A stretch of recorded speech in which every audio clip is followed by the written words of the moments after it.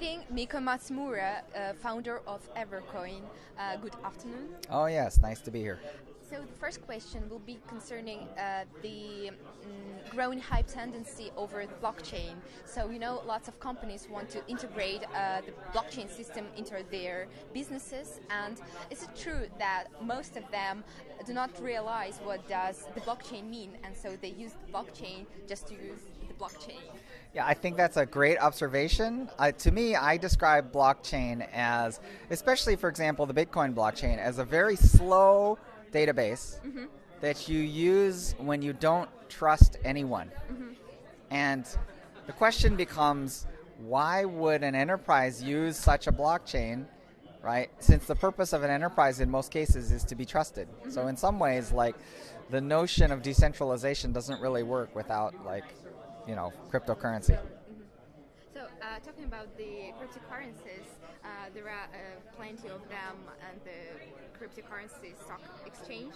And how do you think how to survive for a new cryptocurrency in this market now? So the thing that's difficult about survival as a new cryptocurrency is that in many cases it's not really up to you. And the reason why I say that is that it's almost like at the moment we're seeing seeds that are scattered by the wind and they're all landing in every place imaginable. Sometimes you land in a lousy place and you're finished, right? So in a way, like, there's a huge number of explosion of different, tokens. And for sure, since things are unknown, almost all of them are experimental. So, the vast majority of them will have a difficulty surviving. I think if there's anything pragmatic to think about, the most pragmatic thing to think about is your economics. So you really need to have a fundamental economic model. Otherwise, it's hard to see how you can continue.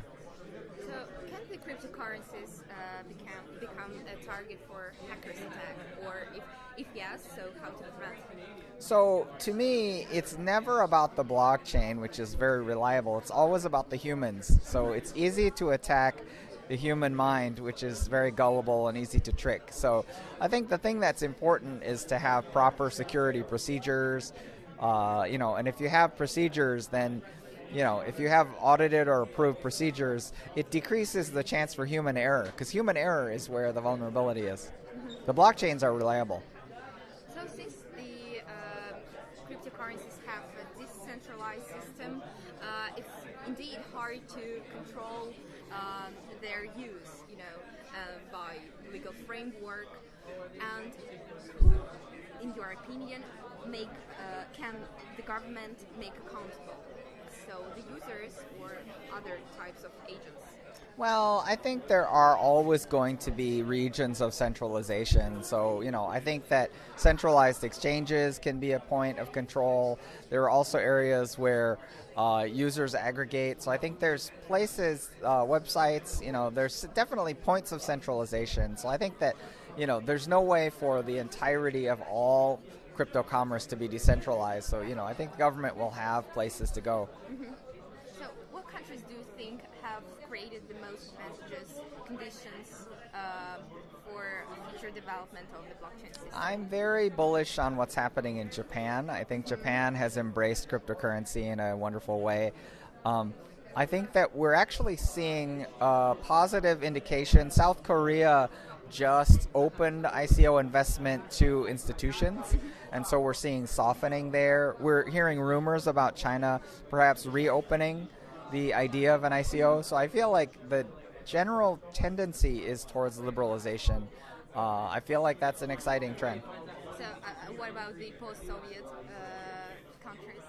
Yeah, I think it's exciting what's happening in Russia. There's definitely an incredible culture here, especially around mathematics and cryptography. So, I think it's why I've been here 2 times in the past few months. So, oh, absolutely. Yeah. I think that, Russia, I think without a doubt, Russia has probably 2 of the top crypto cities in St. Petersburg as well as here in Moscow. Yeah, thank you very much. Thank you.